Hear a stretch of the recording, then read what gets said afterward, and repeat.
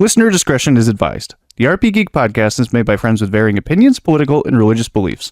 Nothing we say should be taken as an attack on anyone or anything in particular. In addition, we like to say naughty words and make jokes that may come off as offensive to some people. Please enjoy.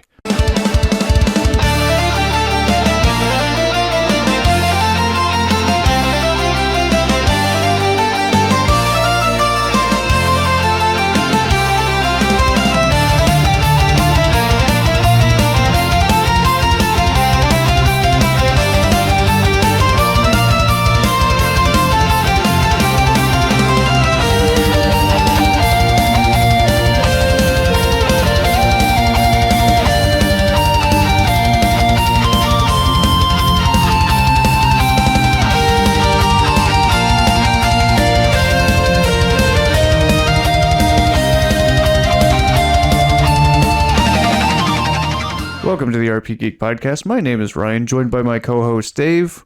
How you doing, buddy? I'm good. That's good. Yeah. So today we are going to be talking about survival craft games. Anything from like Raft, Green Hell, stuff like that. All great games. I think all something that we have relatable and enjoyment in. But today with this episode, we have our first ever guest. And it is our friend of the podcast, Chris. Chris, how you doing today, buddy? I'm doing great, guys. Thanks for having me on here today. Oh, of course. So tell us a little bit about yourself. We know you're a big game aficionado. What big games are you into? So a lot of the games that I started really diving into, League of Legends, a lot of the MOBAs, was what really got me more recently now. But World of Warcraft, now that the anniversary started, it's a little bit of a classic plus. OG RuneScape, again, like you said, you were talking about for the topic of today. Raft has a special place in my heart as well. Yes. I know we both have played Raft together, and you have a large enjoyment in Raft. Oh, yeah. And then just the Fresh of the Month indie game that comes out, always willing to spend $10 on the next big hit. I think we've all been there. So I have a couple questions for you based on what you said. First off, League of Legends. Number one, have you seen Arcane? Yes. What are your thoughts? So honestly, one of the best productions like that animated studio. Well, the funny thing is, Riot isn't like an animated studio. It's a game company, but they've produced probably one of the better shows like out there, and I can say this full-heartedly, even if you've never played League of Legends and just watched Arcane, you can enjoy it. I feel like there's a lot of Arcane fans who aren't League of Legends fans, and vice versa, obviously. And then you have your nice mix between. As well for League of Legends, who is your main? People are gonna hate me for this, but I am a dirty Yasuo main, but I also have mid's my main role, but play like Zed, Ahri, Anivia, control mages, but I play a lot of like assassins. But I also have background in support as well as AD carry, so I've been doing more of an AD carry style, but my first true love was Yasuo. I haven't played in a great many years at this point, but to no one's surprise, my main was Ahri when I played. Of course. Just, sexy fox lady. Have to. Why would I not play as that character? You mentioned World of Warcraft. When did you start World of Warcraft? Vanilla, like when it first came out. OG vanilla. There was no questy, which for those who don't really know WoW, it's a add-on that like helps you break down each quest, then like tells you like kind of where to go. You can kind of look up stuff. You had to have reading comprehension way back then.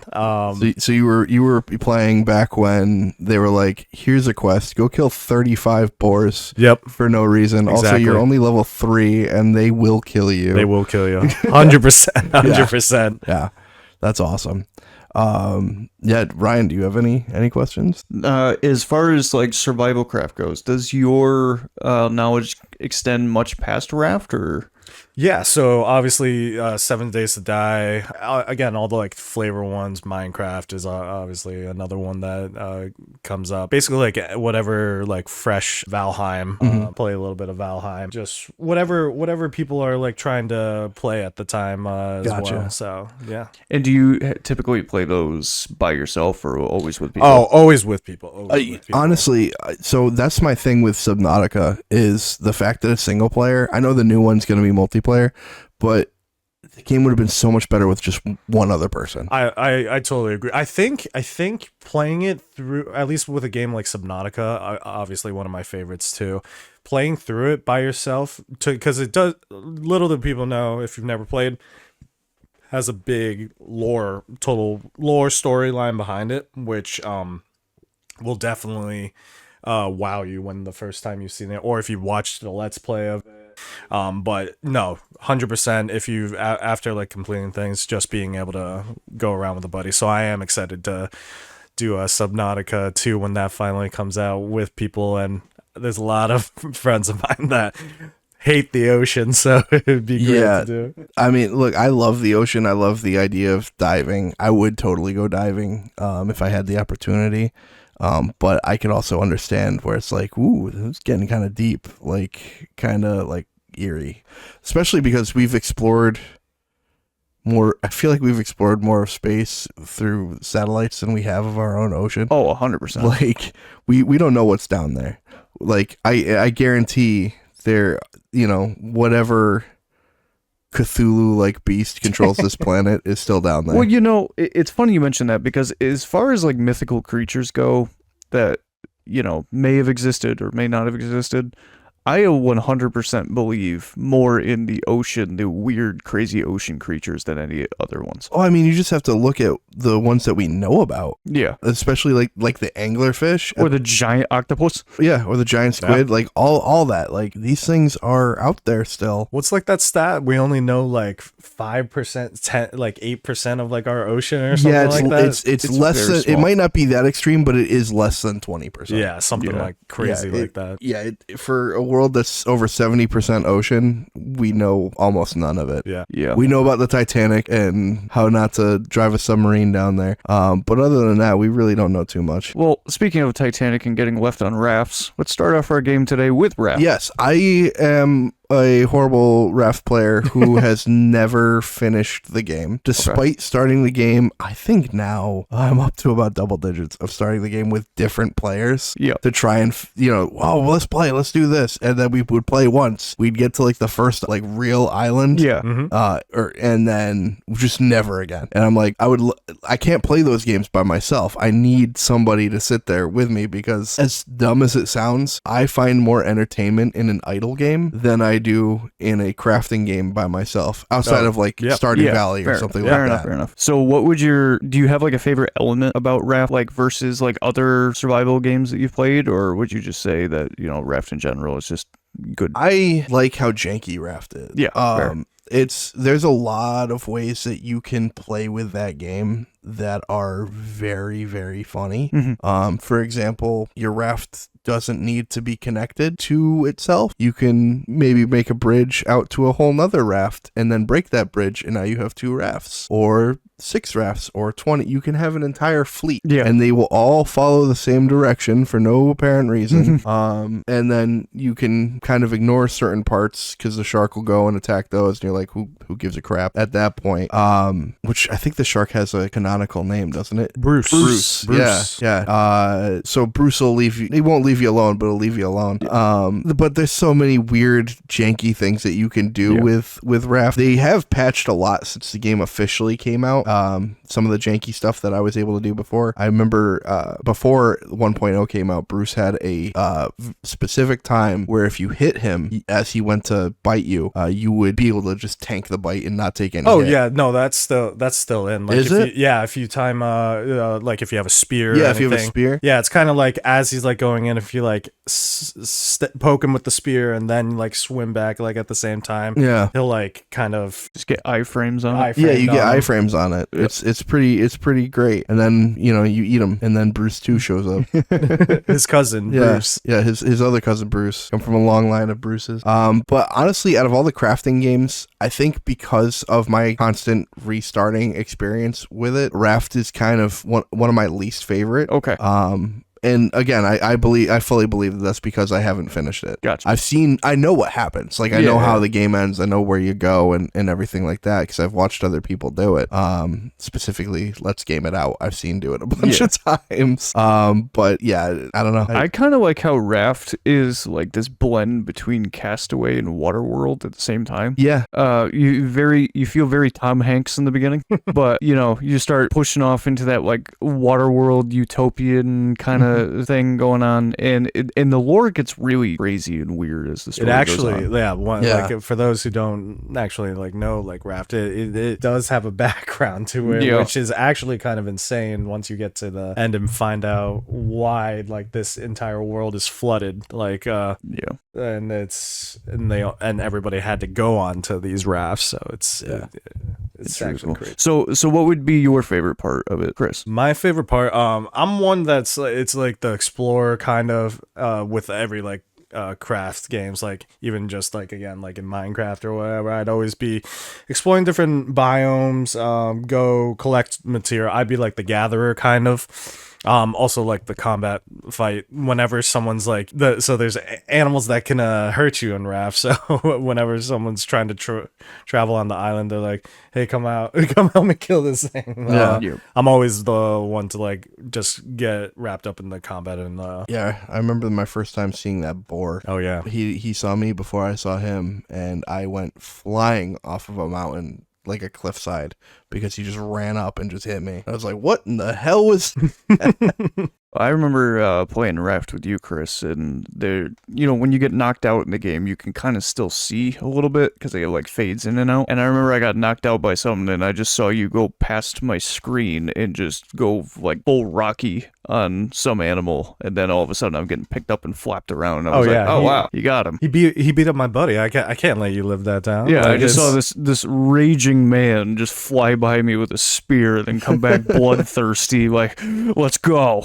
It's always so funny when you like first talk about like Bruce, right? At the beginning, Bruce is tearing up your raft, nothing you can do about it, and then it's just like, oh, like that's like a core mechanic of the game, is that the shark is biting your raft and like can break pieces that you just spent to do it. And then later on, he's his fodder. He's just like, oh, the shark is back, better go get some more. Better get some meat. Hey, our food is here. Our DoorDash arrived.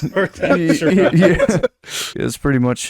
So as far as like other survival games go, you said you had experience with other survival games. You mentioned 7 Days to Die. Yep. Dave, you mentioned you hadn't played 7 Days, right? No, unfortunately, it's never been on sale for me to get it. But you're very familiar with it. I am right? very familiar with it, yes. It has gone through a plethora of updates, major updates, mini updates, whatever. The game that I remembered getting back, I don't know, 2013, maybe 2014, is not the same game today. That's what I've heard. It's an incredible game. And as far as like zombie building goes, I know it's a big switch from the water, but being on land with zombies, I mean, who doesn't like a good zombie survival game? But it's like Minecraft meets like Dying Light almost. There is a decent Dying Light, but there is a decent now, like with the crafting, like in that aspect of it, choosing the right house. But one of the things that I think is cool about the game, especially, you don't spawn. You are literally like in that sucks sometimes. Sometimes it does, and then I'm like, hey, where are you guys? So sometimes we'll play like with voice proximity to kind of get a little more immersed. That does make it fun. It's so funny because then like a buddy will like he'll come onto the mic eventually. and they'll be like, listen for the sound of the car horn. And they'll just be beeping around. It's like, does anybody hear that? I'm like, no. And then, Even if you hear it, you're like, no. No. But, sometimes because when you spawn in 7 days. So when you spawn in 7 days, like you can kind of look at your map and it has like a ring around you of like this discovered area, but the rest of the map is undiscovered. And you'll have another buddy that spawns in. And sometimes you get lucky and you're like 300 meters away from a person. Other times, usually you're like 3,000 meters away, and you're like, great, now I have to survive like 3 nights on my own. I have nothing but a thing of matches and maybe like a fresh pair of underwear. And that's all I got. And meanwhile, my friend usually spawns in a utopia filled with food and land. On the gas station. And the gas station Cars and all this stuff. everywhere, So it's definitely, what I like about 7 Days, though, it's always a different experience. Games like Raft, obviously, they have the storyline, and you can build a lot of different things, and that adds some replayability, especially when you have different friends. But 7 Days, I feel like, is consistently replayable because you can customize it so much, you can change it so much. And I also really believe, as far as crafting goes, it's one of the better crafting games. Just like if you were to take survival out of it, the crafting of that game is awesome. oh yeah, no, 100%. And that's what a lot of my buddies, that's why I'm usually the gatherer. My interior design for all the bases is basically non-existent. You're perfectly fine with like the Minecraft mud hut. Oh yeah, exactly. It's like I'll take a bed and that's it. I'll make my dirt house in Minecraft. Like every start, you always got to build your dirt house. Like Yep. you can't not build the dirt house. But that's why it's like I prefer like the gathering, the exploring, and then typically when I play with other people, they're always the interior designs. They like the look of the base, and that's what's great about like these kind of games is that everybody kind of has a role. So again, gathering, building the base, there's always someone who's on chef duty, making sure everybody's fed. Chef duty sometimes coincides with the guy who just spends the entire time fishing. Oh Like, yeah. Don't look at me. You're just like, hey, I'm gonna go do this. I need this. I'm gonna do this. It's like, yep, I'm going fishing. I have a buddy. It's a lovely day for fishing. If anybody ever plays Stardew Valley with me, that's how it's gonna go. We got to play some Stardew Valley. That's how it's gonna go. I go fishing. I have a really good mod list going for Stardew Valley. I think that's a next project I gotta do. But yeah, one of my buddies, literally obsessed with fishing. Play every single fishing game, like Dave the Diver, like all the mini games out there. That Dave the Diver is a lot of fun. And then he's the one who's in RuneScape. He has max fishing when his combat level is like level 5. Like he just wants to go fishing the entire time. Dude, Yeah. fishing in 99 fishing in RuneScape is an arduous process.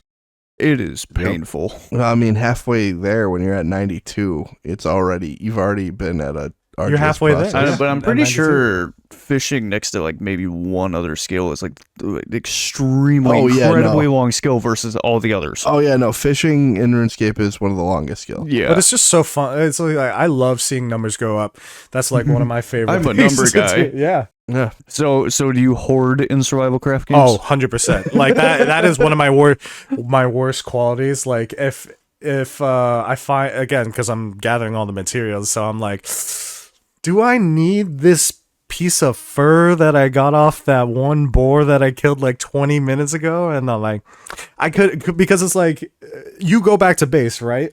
And they're like, hey, did you pick up XYZ meat or like things that we need for food? And I'm like, dang it. And then you got to go back out. Like it's just one of those things that it's like, I find half the fun is just collecting as many. Well, I feel like I'm the same way where it's like if I gather like food and stuff that could benefit everybody, I'll easily share that. Right. Mm-hmm. Like, you know what, you just cook this for me, you do this, and that way I get a stack of the cooked food and I could go out and do more.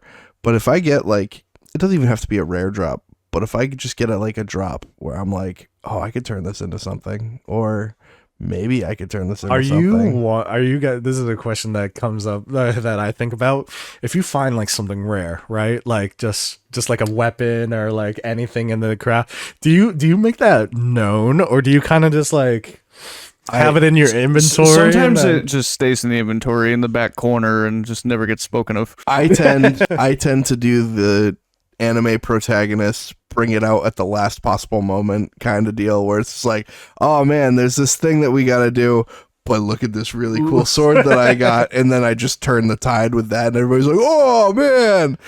Meanwhile, or they're just like, oh, cool, man, nice job. Like, but in my head, they're like, oh, he can do it. He has the power. He's King Arthur now. I can see. Now, here's a question that people get to really know you by as far as survival craft. How's your organization?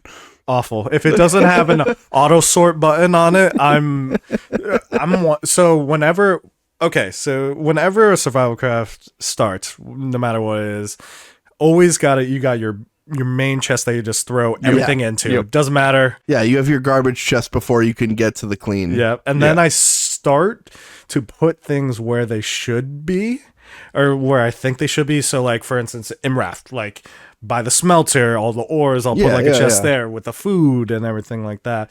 But I always just am lazy at times, and it's just like I want to, again, because I gather stuff, I just throw everything in one, go back and forth. So yeah, I leave it to the base the base builders. Yeah, see, that's the thing. I've played with a lot of people in survival craft. I'm a big base builder.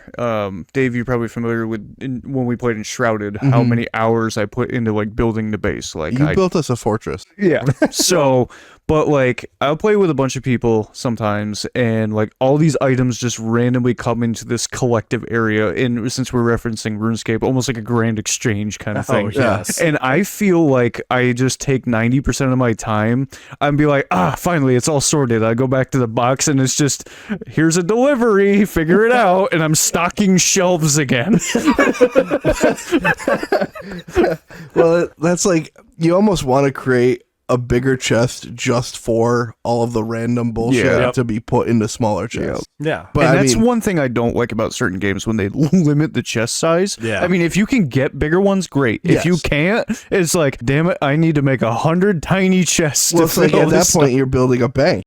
Yeah. You have bank vaults. You're building friggin' Gringotts. Safety deposit boxes Yeah, on a wall. That's why it's like, if there's ever a game that has a mod where it's like the auto sort, or like deposit your inventory and it goes into nearby chests, like or anything. Oh, that God bless that. God bless that. It's a small thing, but it's a huge thing. And I mean, talking about RuneScape, have you played? Was it Dragon Wilds, the RuneScape crafting game? So I started playing it with one of my online buddies, but it was kind of before everything was hashed out. I haven't touched it since it like first came out, because I know a lot of one of the biggest issues that people were kind of upset about before it was hashed out was you get kind of talent points. So obviously you still have your 99 skill leveling on it. They try to keep it like that. But they didn't have talents for like ranged or magic. Yes, they were in the pipeline still. Yeah. Yep. So we haven't touched it yet. I think. Correct me if I'm wrong. Did they that in? Not yet. Not yet. What they've been doing is they've been focusing on the minor annoyances that players like, the immediate feedback while they're still cooking that in the background. So the biggest change that they did was they made it so that the dragon and the raids were less annoying. Oh, doesn't just one shot every 3 minutes? Yeah, because I joined. Because what you can do is you just have your character, and then you can join whatever person's world or whatever. And so I joined my buddy's world that he kind of like started building stuff. Immediately I spawn in, and it's like, there's the dragon above me, and I'm like, it rains down like acid or something, and it's like, God, dude, I'm poisoned. What do I do? And it's like, ooh, you kind of can't really. Yeah. What do I do? You die. Just be close to where you can respawn. And to add on to bringing your character in another world, something I found, because I had my own solo world, and Dave and I had a world, and I was able to find a lot of good resources in my world. You can actually take your whole inventory over with you into another world. It works just like RuneScape. Yeah, essentially. I feel like it can be almost exploited in that way. I mean, like, if you're going to take the time the resources respawn. So if you're going to take the time to just sit there and world hop, so that you can. Hey, it's RuneScape. Yeah, exactly. You're just playing RuneScape at that point. And it's like, so one of the things that I kind of, and I get why they probably didn't do this, was when when they first announced it, was like, they were like, guys, this is RuneScape mixed with like Valheim and like all these other things. I kind of wanted it to be more like, I wanted you to be spawned in Lumber, like, at least the lore wise Sure. of it all, be like, all right, this is the town of Lumbridge, like you're starting off like as new, but still like kind of third person RuneScape-ish. I kind of like that it expands upon the world a bit, but I think that for the fans, having some sort of callback. Yeah, and I know that they do have some NPCs in it that the wise old man, Doric, and like, they're all the Tutorial Island NPCs. Yeah. You know what I would have found cool with it is if it was like a prelude to the world. And you had to like build the towns, like you had to build Varrock, you had to build Lumbridge. I mean, that'd be neat. I think on top of that, just if you had the game where you can, and they are planning on adding this, where you can build entire settlements and have NPCs come in and things like that. They are planning on adding it. It is in the pipeline down the road for like automation, and then settlements and things like that. So I'm very excited about that. I just hope they add the ability to eliminate ruins. Yes, if you could deconstruct broken down houses, that would be great. I don't even need it to give me the same amount of resources that it should. Just I don't want this ruin here. Like I want to rebuild this town. Mm-hmm. Let me do that. Yeah, no, 100% agree on that.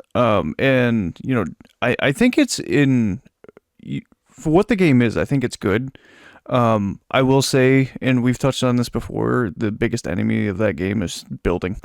They need to readjust. It's close. They need to readjust how, what do they call it? Stability works in that game, because you can have the most stable house imaginable, but once you get to the roof, all of a sudden it's unstable.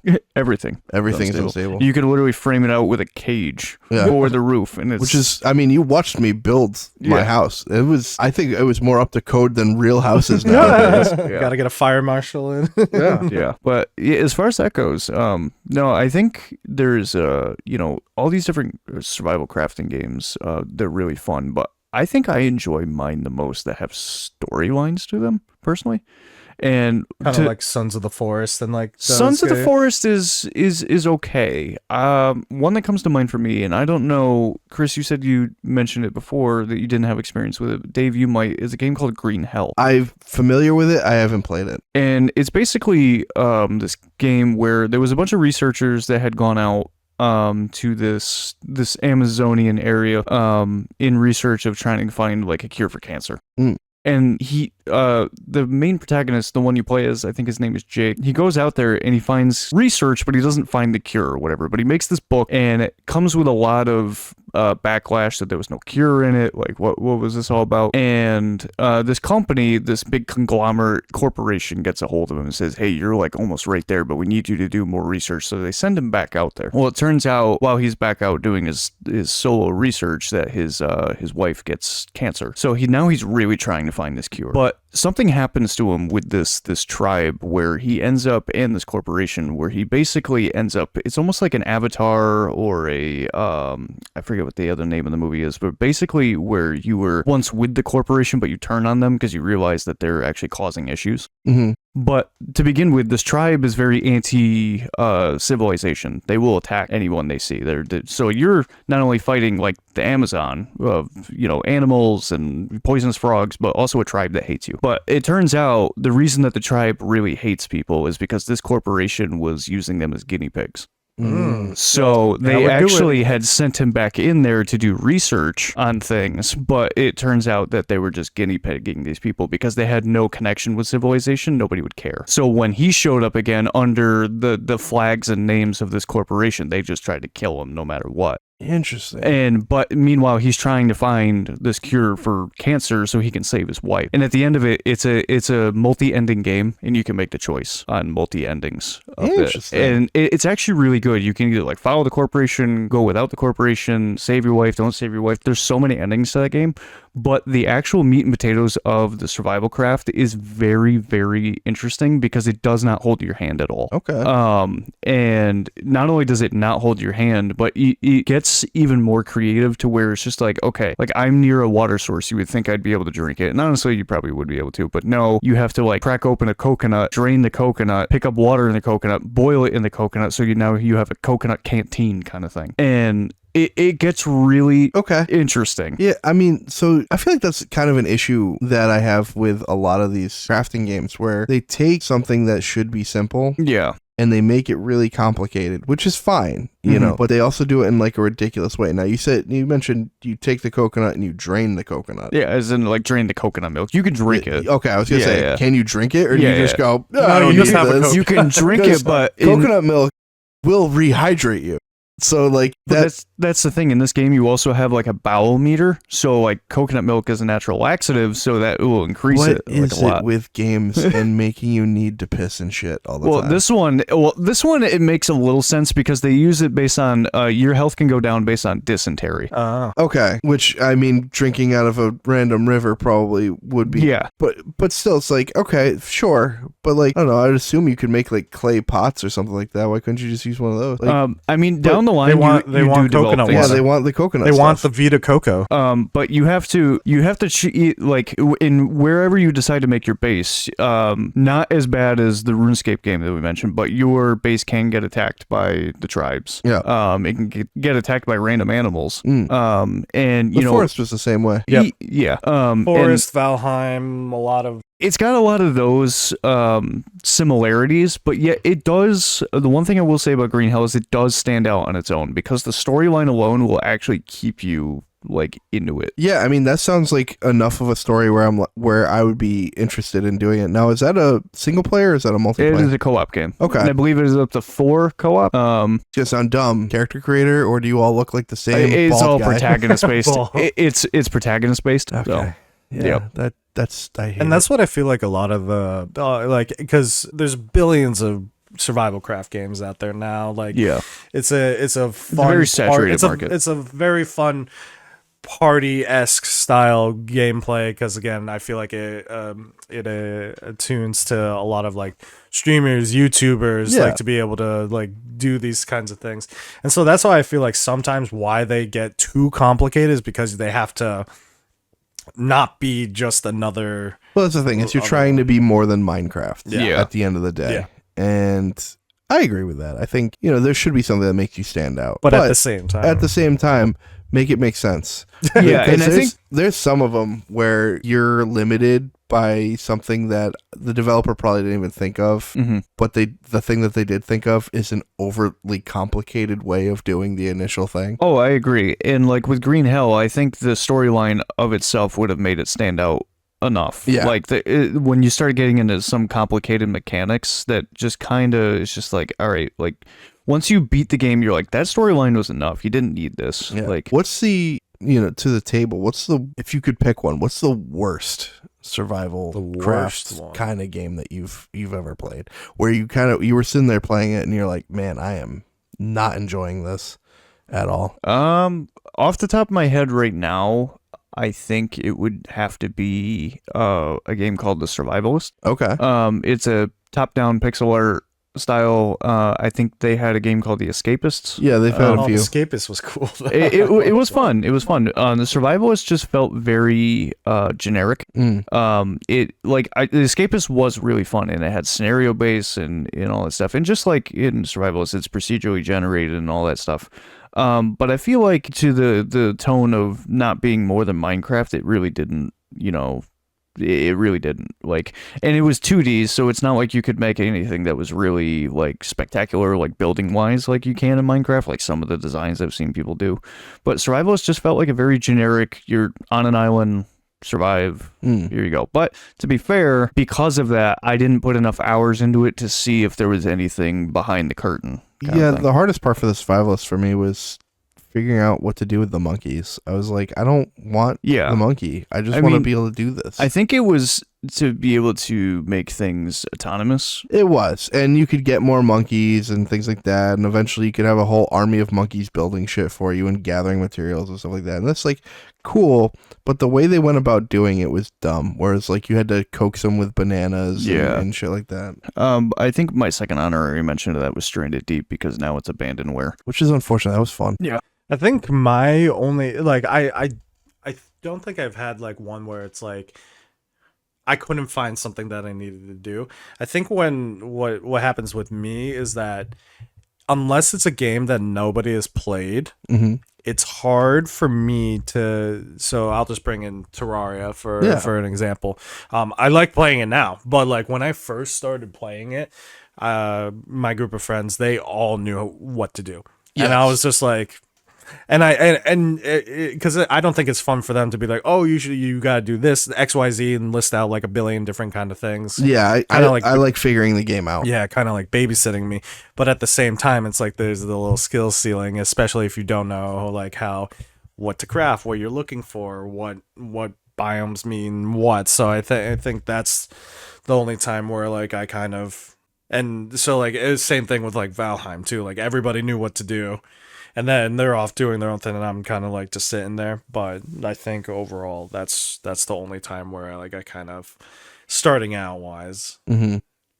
And then people are just assholes in Rust. Yeah, I was gonna say my least favorite is Rust. Yeah, Rust is bad. You know, whether or not it's because of other people, the thing that actually makes me hate Rust, not the griefers or anything like that. It's the fact that everything that you make deteriorates over time. Who made that dumbass decision? I built a giant house made out of metal and things like that, but my house is only going to last for 30 minutes or 2 days in real time because I need to go and gather materials, which I could use to improve my house, but instead I have to use to keep my house in repair. Like, that is the dumbest thing ever, and I hated that more than I hated griefing people, or people griefing me. That just Rust is F tier. Sorry for people who like Rust, but that is an F tier survival craft game. Do you like tea, coffee, and anime? Do you like soap and smelling like masculine power, or an ancient forest? If your answer to either of these questions is yes, then I have the place for you. Visit thedragonstreasure.com, a haven for anime and tea lovers. Their story from their website is that, created by the Tea Man, The Dragon's Treasure launched back in 2015 with just 12 teas and a website, and has since grown to hosting over 100 teas, coffee, tea wares, media, and so much more. The tea can either be loose leaf or pre-bagged. I personally purchased the health potion, the tea of the cat girl maid, and Eris's final gift, teas, all pre-bagged, and I'm looking forward to ordering more. The best part, if you use discount code RPGeek Podcast at checkout, you get 10% off your entire order. That's RPGeek Podcast for 10% off your entire order. But wait, there's more. The Dragon's Treasure does monthly giveaways, which you get free tickets to enter by joining their Dragon Wings membership. This membership is for more than just giveaways. You also gain access to exclusive teas not available to regular customers. If this sounds like a great offer, that's because it is. And to top it all off, you help support a small business, and who doesn't like to help out the little guy? So visit thedragonstreasure.com and use discount code RPGeek Podcast at checkout to get 10% off. Once again, that's RPGeek Podcast at checkout for 10% off. Thank you to the team man at the Dragon's Treasure. Now back to the show. I have a question for the table. As far as like survival crafts go, obviously they come in all, different flavors. But as far as genres go, in my eyes, when you have your post-apocalyptic survival crafts, you have your storyline like survival crafts like Green Hell and the Forest, Sons of the Forest, stuff like that. You have your generic, just like straight cut sim ones like Stranded Deep and stuff like that. And then you have your kind of ones that have like I don't even know how to put it. It's just like it's more like colony style. So like you're building up like towns and all that stuff. Out of the four categories, so you have like your colony survival crafts, your post-apocalyptic, your generic, and then your story-driven. Like which one would be your favorite type of survival craft? Whichever one gives me a fantasy setting. Okay. So I love doing I love watching people do like the story based ones, but for specifically playing it, I like the ones that you could go back to and like just with a different group, because that's Yeah. tending what you, like you said before, you had like double digit like different groups that you played. Any one that you can just kind of get into and just not necessarily be like, this is the story based ones. And I just like to tend to stick with like, I guess you're saying like the colony ones is just like, So it's almost it's shaped around like base building versus like a story driven. So something like like Enshrouded versus the Forest, that, where or you can get like NPCs to like Medieval Dynasty in that way, where it is okay, like, so where you have to like eat, drink, but you're making like a colony. So I think one of my favorite ones, going way back, Don't Starve. Okay. Don't Starve, like that kind of style, because again, it's like you there's quote unquote, I guess, the story baseline for like winter, summer, fall, but you just get dropped in, and then like randomly generated world, everything's different, and like, but at least everybody kind of knows like. I never survived long enough in that game to figure out what the hell was happening. That game was super hard. It is, and this was before Don't Starve Together and everything. And Don't Starve Together finally came out, and I was finally ready to play it, and none of my friends played it anymore. I was like, damn it! No, it's the one that I would have loved to sit there with a group and played that. Hey, we still can. Like that. I gotta buy it again, but yeah. Yeah. No, but I think something that you can hop into and not be like, where were we in the thing? So like, for instance, Terraria, and games where it's like, if someone wants to go ahead, because that's always a trouble nowadays, is like getting everybody on at the same time. Yeah. But like, if someone wants to go, like if you have a server and someone just wants to go, if someone wanted to get ahead in their own progress, it doesn't affect the entire gameplay. Yes, I think that like something like Minecraft, where you can sit there and just hop on and do whatever. That's kind of why Minecraft is peak with things like that. Yeah. But games like Terraria, where if the three of us are playing, and then we beat a couple of the bosses, and then I decide I'm gonna go and fight the meat wall in hell, flesh, and now just get to hard mode. Now all of a sudden you guys come in, and we're at hard mode. I got the chainsaw and everything, and you guys still have like early game shit. Sword. Like, yeah, that sucks. That's why it's like, because I'll have different phases where it's like, oh yeah, I'm so into this, and then I want to, but then it's like everybody else gets more into like the base building, the progression, and then it's just like, when I come back, I'm like, that's why now it's like it kind of falls off, because it's like, oh, everybody's this far ahead, and I don't want to play catch up kind of deal. So I want to rephrase my question a little bit, because I definitely made it too complicated. So as far as that goes, like, do you guys prefer story-driven survival crafts where it has a story, it does have a finish, or sandbox ones? I think sandbox for sure. I think I can take either way. Okay. But sandbox, I think, is easier to digest overall. Yeah. Because when there's a story, and this is somebody who loves video game stories, it's really noticeable when the story sucks. Yeah. Especially in a game where you are put into this, we'll say, open world. Yep. Like, imagine Raft, where you're going through everything. But imagine if the story was hot garbage, and you're like, well, I don't need this. As a player, you're like, I don't need this anymore. My whole thing is go from here to here, and maybe I'll find better stuff. I don't really care about what's going on. Yeah. Like, actually, an even better example is The Forest, the first one. I think the story in The Forest was practically non-existent, did not matter to the story. I don't care what happened to Timmy. Yeah. I know he's mentioned in the second one. I don't give a crap. Yeah. But you know, you take that versus something like Minecraft, where it's just like, you spawn in this world, have fun. Yeah.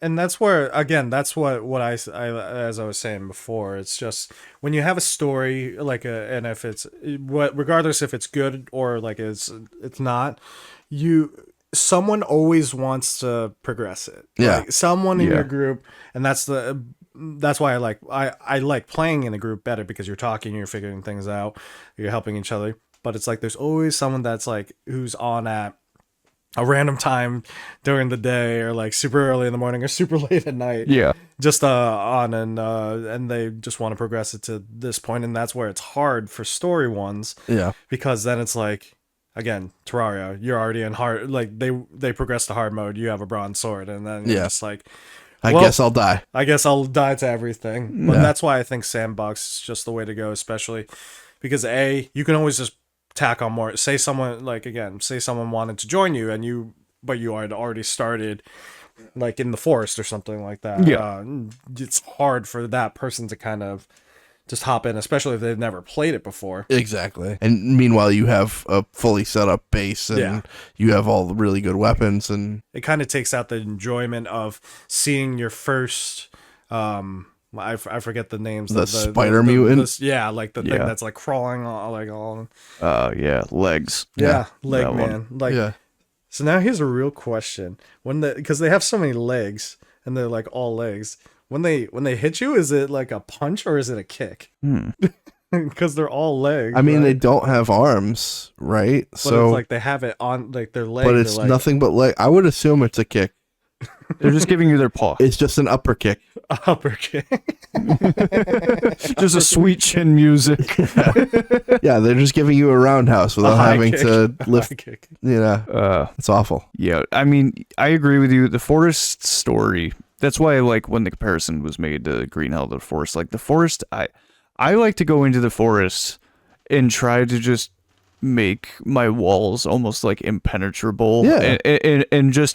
And then I'll go out and fish for cannibals and run back and just to see how my defenses go. Like, Yeah. And that's the thing is, like, the forest is this one spot that's on a cliffside. It's actually really great. You just go there, you build your camp there. and on the beach, and Yeah. then you have the big cliff There's in a front of you. gigantic Yeah. cliff. The turtles. Yep. With the turtles. With the turtles, There's yep. a gigantic cliff. You just build your base up on the cliff, and they cannot get to you. Yep. You just build one wall to divide the cliff and the rest of the forest, Yep. and they cannot get to you. So you could sit there and take your time with it. It's like, that game is so easily broken, Yeah. but it's fun. Yeah. And then they decided that they're going to put a story in, and you're like, I don't care. But what I Yeah. like doing whenever you get a new group, and especially if they've never played before, I give them the trial by fire experiment.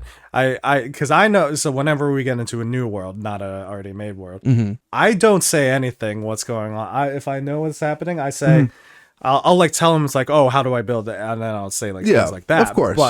But I'll always say, you kind of got to venture out on our own, and then when it first hits dark time and those fire flamethrower cannibals come out in the forest, Yeah. or they find the warthog in raft, or the bird, and they're like, what the hell is that? Like that kind of reaction is why I like playing so many. Yeah. And that's why So you like setting your friends up for traps. Oh yeah.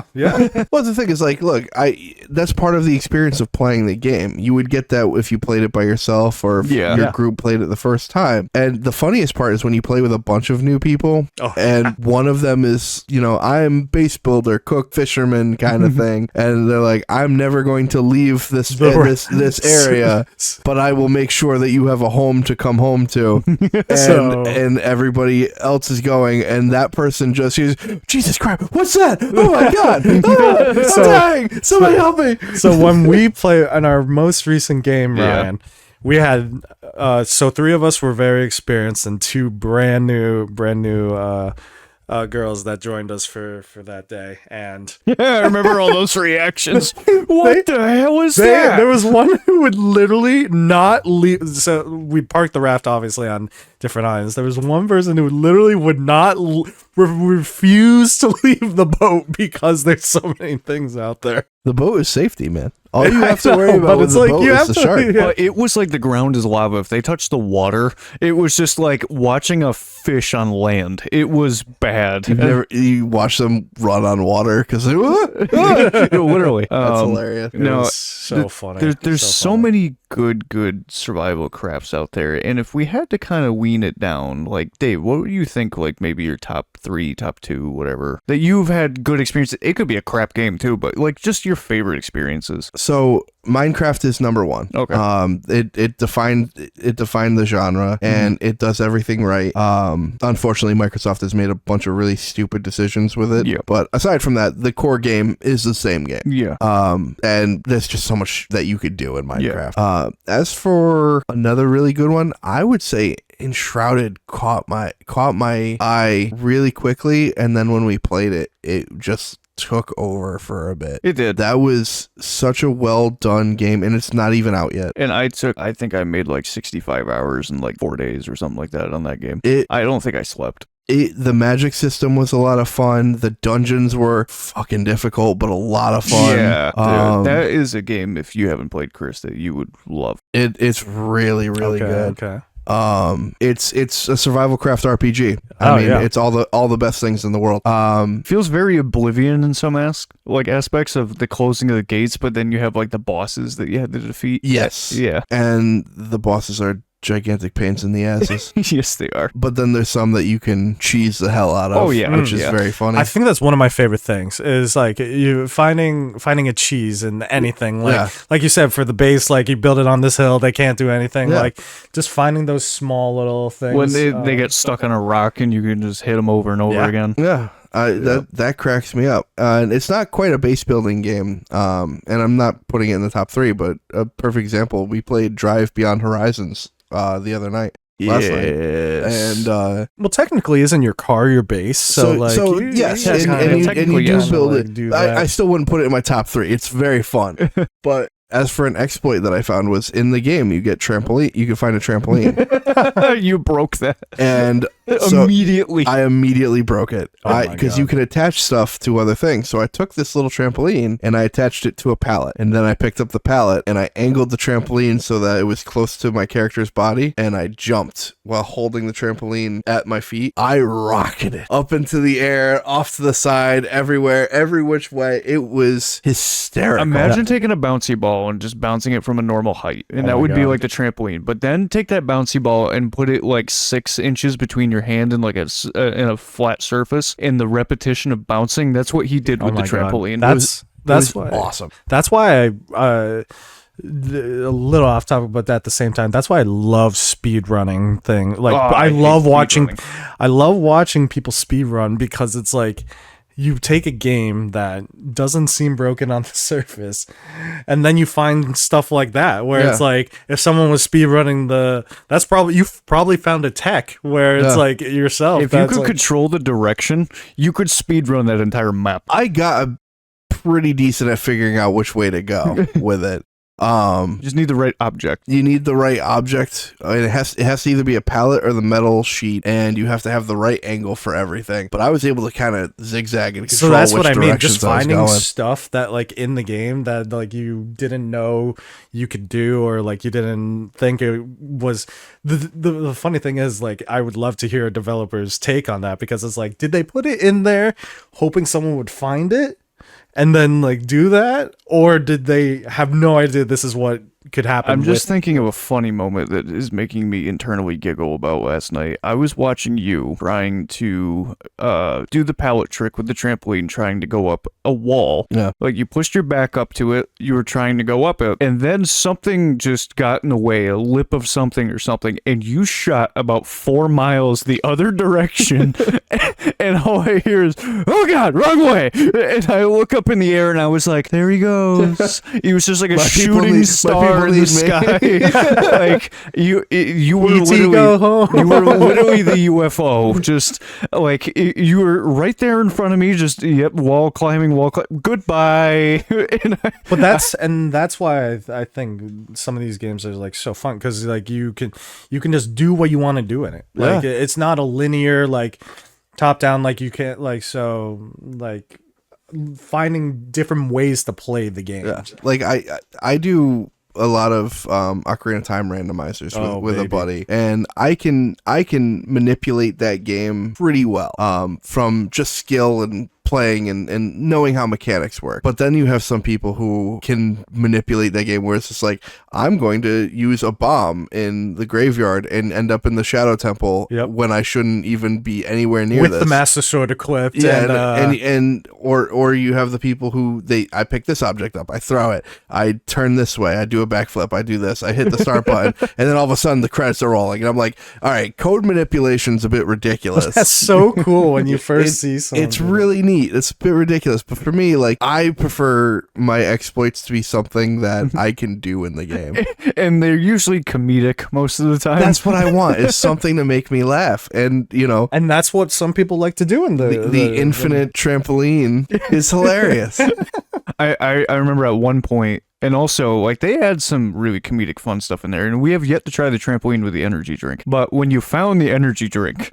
So, in this game, right at the beginning, I found an energy drink. I was like, oh, that's pretty neat. And he's like, oh, drink it. Okay. I drank the energy drink. You run faster than the cars. You move faster than the cars. That's so fun. So, what I did was, he saw me run around the house a bunch of times, and then I saw a mountain out in the distance, and I went, huh, and I just bolted. Did you do, like, SpongeBob, like, there and back? Like, yeah, he did. I ran all the way out. I was like, all right, so I'm all the way out here, and he's working on the car, trying to set everything up before we even leave the starting area. And he looks over, he's like, oh my god, I'm already halfway. And then I ran all the way back. I was like, that was pretty nice. There really wasn't anything. No, that's so. And I was like, oh, it wears off after a few. Don't worry. Like, I never want this to wear off. No. If there was a mode of that game where you were just constantly on the energy drink, that's how I would play. I would never even have a car. Just be that and a rocket launcher. Yeah. Or that and a trampoline. Yeah, we have yet to try that one out. That one is, I don't think you're going to need the blueberry anymore. No. Hey, but it was your first car. Yeah. It holds a special place in your heart. You gotta just like real life. And that thing is disgustingly fast for no absolute reason. I have tried to build my own Power car of blue on multiple occasions. I have massive like engines that I found and everything. So as someone who hasn't played this game, I heard you guys play it for a little bit. Yeah. Or heard you talk about it for a little bit. Is one of the main mechanics, because the car is like the main aspect of the game. Yeah, right? It's built around the car. So is it like you get material and then you have a list that you can craft certain parts for it, or is it like, do you find parts? No, you just find there's no actual crafting. You find crafting. Parts and then you can Frankenstein those parts to create the Franken car. So like V8 engine out in the wild. This is a pure survival game versus a survival crafting. Okay. Yeah, I mean the crafting is more like, what can I combine to make this better? What can I Frankenstein? Less than having like a crafting menu. So would you guys say it's as we were talking, is it more sandboxy, or does it have like a definitely more sandboxy? Okay. It depends, because it does have a scenario. They do have scenario. I think it's both. Yeah, they do have both. So they have a no limits side where you like it's, and mind you, the game is procedurally generated. So to anybody that's ever played the long drive, it's very similar except prettier and has better mechanics in it. It's better in every way. Yeah, and also the multiplayer actually works. Well, the beginning 2 minutes for us was a bit jank, but it works. But either way, it is, if anybody that has played the long drive enjoys the long drive, Drive Beyond Horizons 100%. But with no limit mode, you can go. They actually made a purpose to it too, which is what I like. Because in the long drive, it's just that it's procedurally generated. You just go. There's no actual ending. You just go until you get bored, essentially, or build or whatever. In this one, at least when you do no limits and sandbox, there's actually a leaderboard to see how far you've gotten before like you've ended it. So at least they put something on it. Is the map just keeps going? It just keeps unlimited going. Map. Yeah. Unlimited map. It's procedurally generated. It's unlimited map. So that's what I was like wondering. Is like, because obviously since there's no tier list of crafting, you have to find everything out in the open. Is there like a world where it's like you just find the best part, like the best parts, like right off the bat? It's all loot table. It's all random number generation. All random. I mean, it's too early to figure out everything. Unfortunately, a lot of the games that we like to play and talk about are early access. Yeah. But it's too early to gauge it. But based on what they've done, it's this small French team that's done it. I wish I knew their name. I forget it. It starts with a T, but it is a new developer that started in 2024. We'll And call them Jacques and Pierre. sounds good. And they were going, and it's the scenario part of it is you go and you fight and you kill an alien, you stop an alien invasion, and like There's aliens? there's actual like UFOs and things like that. So zombies and UFOs. We should have mentioned this is post-apocalyptic, so it's a Mad Maxy style like Cars, but there is zombies you'll run into, like UFOs type stuff you'll run into. But The best part is the rocket launchers have unlimited ammo. yeah. Do they like to give you a backstory about like why they're just like zombies, aliens, World of the Wars, and Night of the Living And Dead? you could put rubber chickens on your exhaust. Yeah, which is hilarious. Until after an hour of my ears just deafening from does chicken. this game? So one of my favorite aspects of certain survival crafts is the proximity chat. Is this how It does have it. Oh, It does man. have It it. also has a megaphone, Oh man, which is very funny. It's the megaphone's really funny because it will amplify your proximity chat. But what's cool is in Discord, and I believe we've figured it out. But if you're close enough to the megaphone, it will cancel out your Discord voice, and all you can hear is the megaphone at that point. see, I heard both, but it was okay. still yeah. that's awesome. yeah. That's part of why I love it so much, because you could just like you just mess around with each other. You just like again like going back to like Well, I don't know if you noticed, Dave, but while we're playing, you can find CB radios. So Oh, the like radios you know, too, like so like with the proximity chat, you could use a CB. Yeah. So it's one of my favorite like things to And the game is beautiful. proximity chat is definitely the way to go with a lot of these games. Yeah. I think I think it makes a lot of games, like whether it's survival craft or even games like Lethal Company or Repo. Oh my! It just makes gosh. them so much better. Well, Except my because- dog would get me killed in Repo.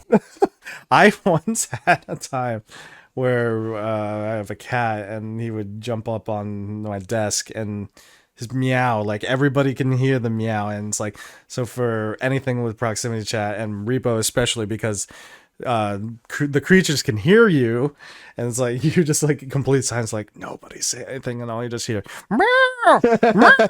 And then I get shot because one of the mobs will just like Well, everyone knows who does it because these little canisters, they just open their mouth, and it's like it's not like you're hiding any secrets at that point. Who's making the and noise? everybody's like shut up, stop.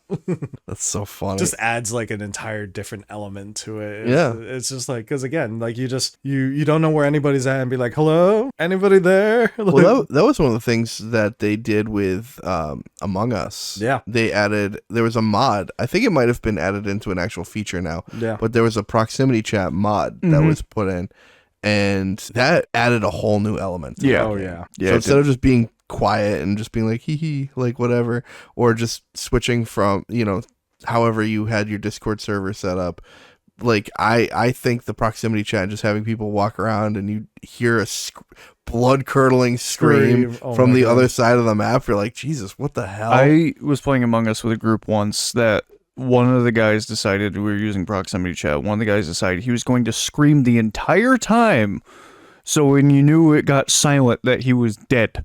Oh my God. The bold strategy. How did it work out for? It worked because you could hear him no matter where you were, just in the background, and then all of a sudden it just goes silent, and you're like, all right, who was near him? One of my favorite moments with proximity chat would probably have to be SCP Containment Breach. Not the like the original like Blink thing, but it's like they made a game. It was multiplayer. One person, it was like before Dead by Daylight came out. It was like one person's the SCP, the monster, and everybody else is trying to escape. But they did this so well, where it's literally, you all start as either like the D class heroes. For those who don't know the SCP universe, the D class are kind of like the guinea pigs that they experiment and like test all the SCP anomalies on, or like you could be a security guard. Like your role is literally randomized every single match, which I thought was one of the coolest things. And then when you die, if you get killed early on, you don't just die forever for the whole round. You come back as a soldier trying to help either the evil evil team or the good team to escape. So that's one of my favorite things. But you can't. So like if you see someone and you're like a soldier and you'd be like, "Are you cool? Are you cool?" Like you just like, who do you? And then sometimes you got to shoot. Who does number 2 work for? It's like who do you? What do you do? Who are you good? Are you bad? Because sometimes you just have to shoot first and ask questions later. That's funny. So I actually have a question for both of you. If you had a really fun like survival craft, do you prefer a really like nice, well built map or procedural generation to a survival craft? Procedural generation. I think it depends. I think if it's one of the story driven ones, I think a nice handcrafted map goes a long way. But if it's just a sandbox, let it be a sandbox. Yeah, I agree. Because I think the more random, like if you're making like a survival craft, not like a story driven one, but just a survival craft, I think the random notes of procedural generation really make it much more replayable and much more fun. And that's one of the reasons why like we can always tend to go back to like Minecraft, Raft, because it's like each play with a different group or with like the same group and just tacked on way better, because it's like if you know where like everything is, it just like kind of defeats the purpose of it, in my opinion.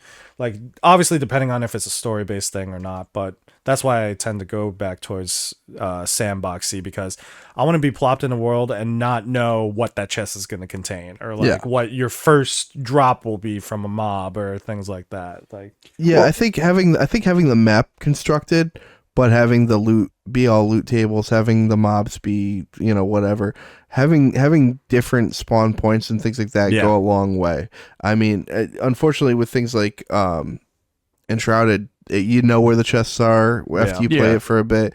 You know what mobs you're going to face right off the bat.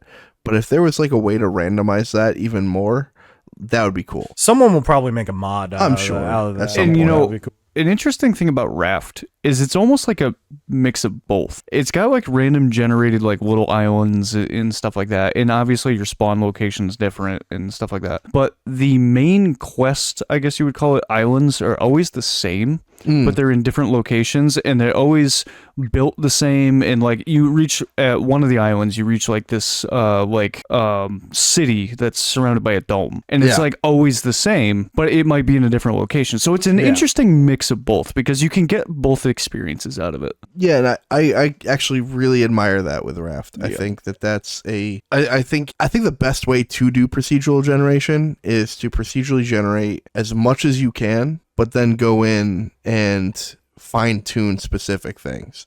Imagine if Skyrim was a 1-to-1 scale, but mixed in you had your Whiterun, you had all of your locations, but mixed in was a bunch of random dungeons and caves and shit like that. It would be infinitely better. Well, those are the mods I tend to go after for like Skyrim and stuff like that, are the ones that more random events, more random dungeons, more areas to go to. Because ultimately, when you buy a game, you like that, like an open world survival, whatever it is, you do kind of want this to be the last game you ever purchase, even though you know it's not going to be. Yeah. But like you want to play a game you want to enjoy a game as if this is the only game that's going to carry you from now until. Yeah. So that's why, like obviously we all remember our first time playing Zelda. We all remember our first time playing Mario 64, like or whatever, Last of Us, things like that.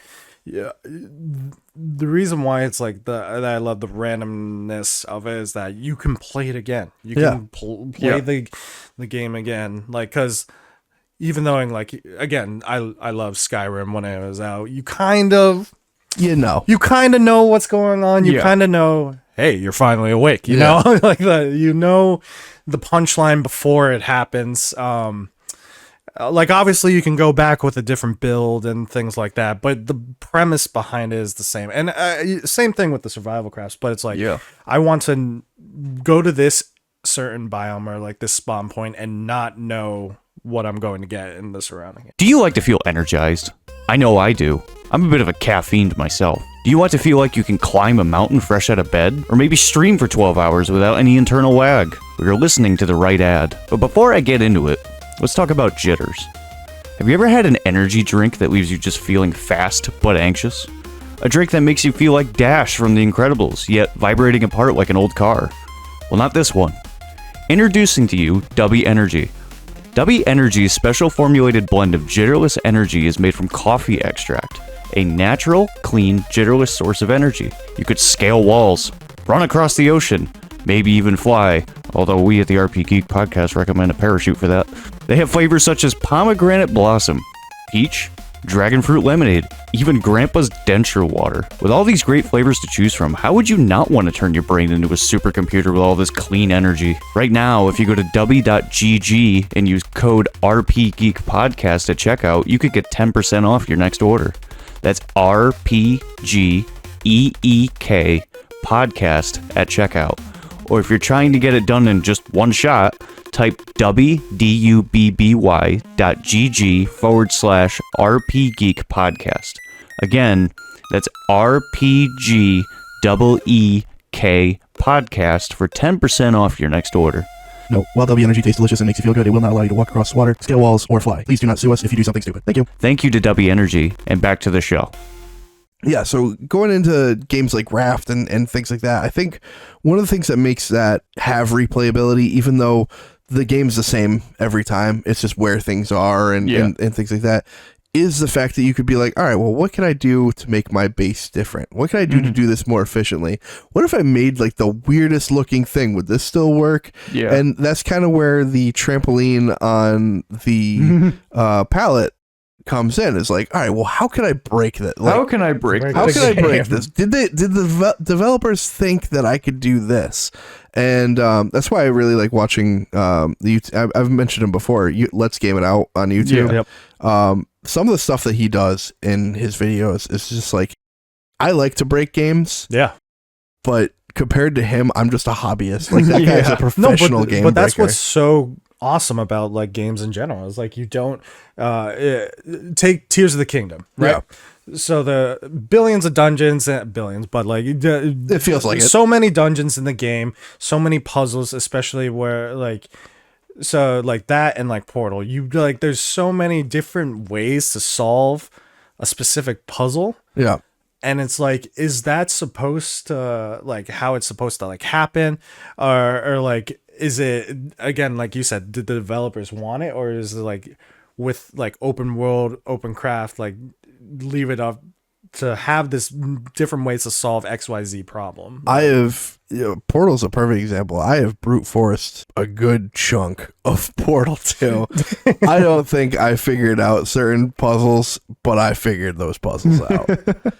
Or again, certain ways. It's like they want you. So, for instance, your mountain climbing trampoline exploit, which is awesome. It's like to climb this mountain, they probably wanted you to go all the way around, like go build like XYZ car, but no, you found a way. It's like to No, I believe Dave found a solution to a very needed problem in that game, which is there's no easy access to the roof, yet loot spawns all over it. Yeah, that is, outside of building your car up and playing Legos and stacking dumb shit on top of each other, that is a major detractor for I was that just game. about to ask that too, because you said there's no crafting menu except for when you're on your car. Yeah. Like, so how do you get like, and you said there's loot up there, so Yeah, so you have to be creative with trampolines, or creative by picking up like different objects and stacking them. It took us about 15 minutes okay, to so stack you a bunch can of barrels. okay. You can That's kinda get cool, to yeah. it as long as the loot table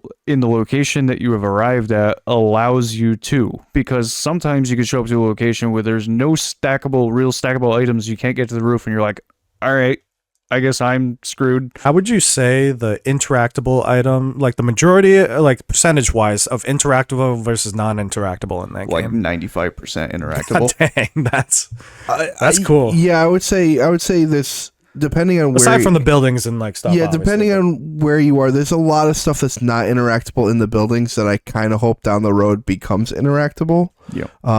Like I saw like a mop, and I was thinking like how funny it would be if I could just use this as a melee weapon. Yeah. You know, Which but is something that I've noticed they needed to add as well. Is melee. it's yeah. look, the game's early yeah. access. So like this Came out in March. yeah, this game barely can crawl on the ground right now. Yeah. But for what it does, it does it very well. I'm hoping that it continues to do so. But So one of the games. This is a question that I want that we didn't even touch base upon. yeah, Power World.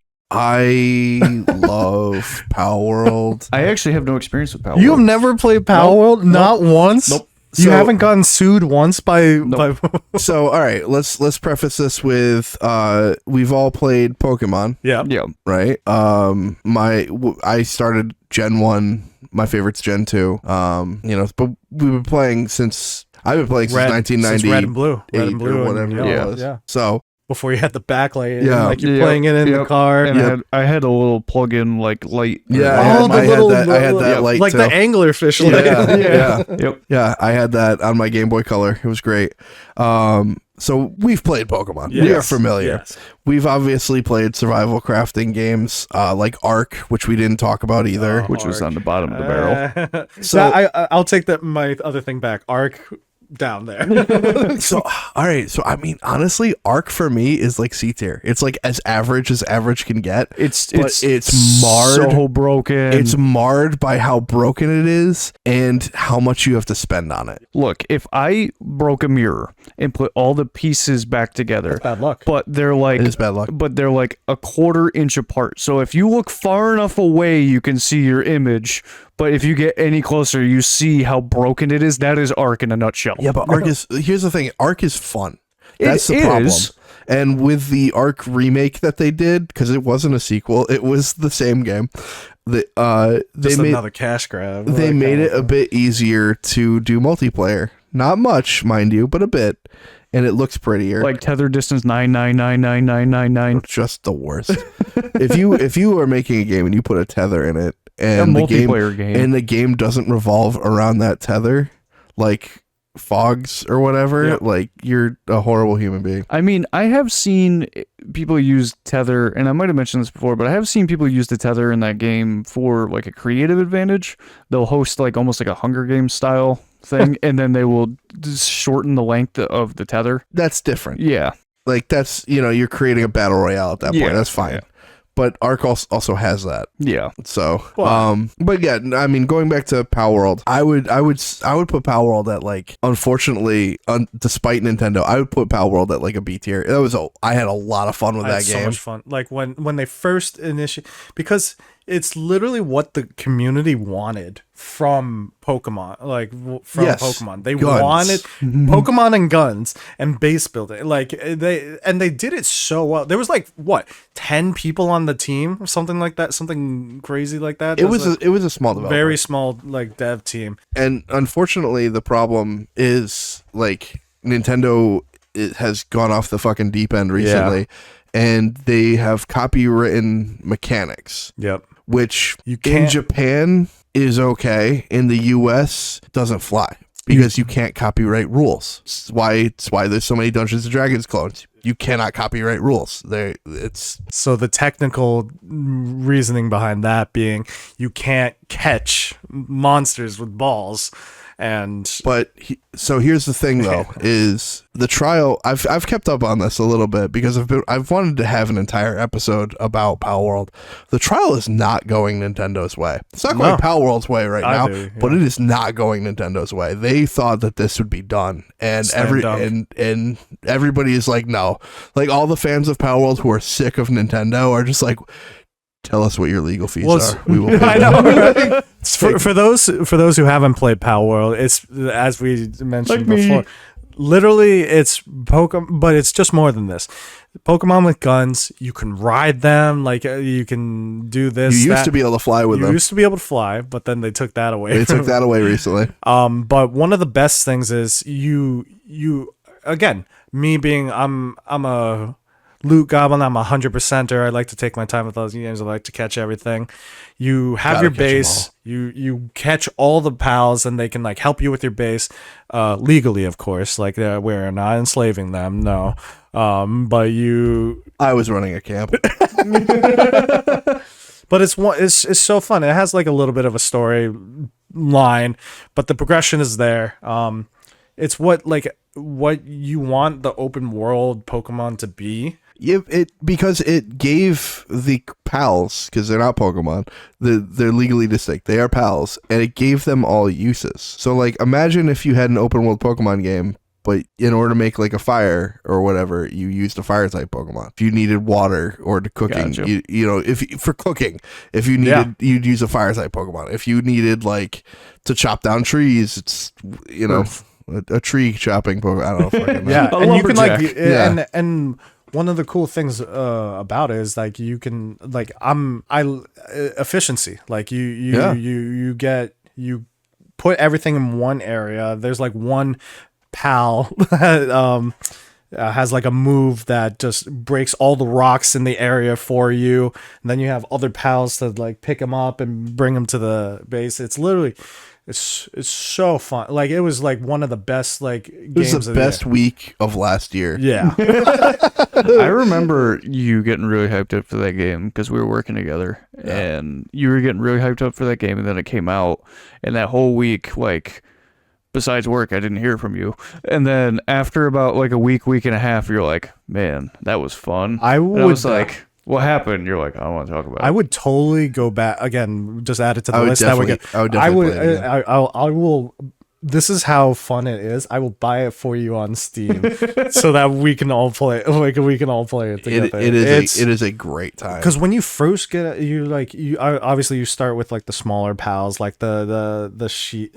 So this is the only thing that I can kind of see from Nintendo's area. Some of the pals, it's like when you're giving your homework to somebody. It's legally distinct. Yeah, and it's like you giving your homework to somebody like, hey man, like change it so that a little bit so that they don't know where It's not Eevee, it's Cremis. and It looks exactly like Eevee. Or like the monkeys, or the monkeys. penguins. It's just they're legally distinct Pokemon.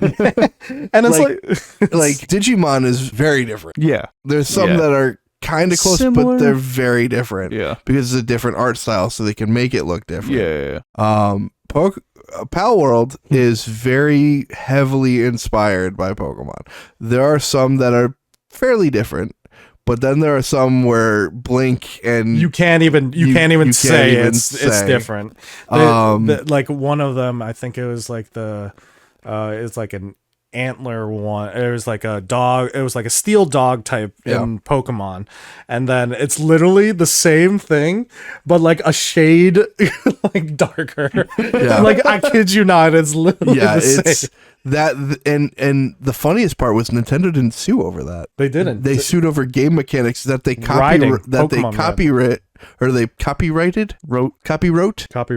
Yeah. They put into copyright Okay. There we go. months after Pal World came out. Oh. So yeah, it was like the aspect of So like catching. Pal World came out in like March. Yeah. The patent for the copyright came out in like May. So or how would they August. think that a lawsuit over that would be ironclad considering they put it Because into effect it, after? it was because they're because- Nintendo and they think Because they're Nintendo, superpower? Yeah. well, that's the thing is Nintendo has shut down smaller companies for less. Yeah. yep. So, or excuse me, bigger companies for less. And Pal World, they thought, oh, it's just this small little thing. Who cares? Who cares? Again, the development team was literally like it was very small, and they probably thought like this is gonna die. Like again, just your fresh indie game that comes out. It was like what, like $10. I think it was like 10. It's like $20 tops. So like on Steam. So obviously, like it's so funny. When we were younger, we'd buy like $60 games, $70 game, like no worries. But now it's like,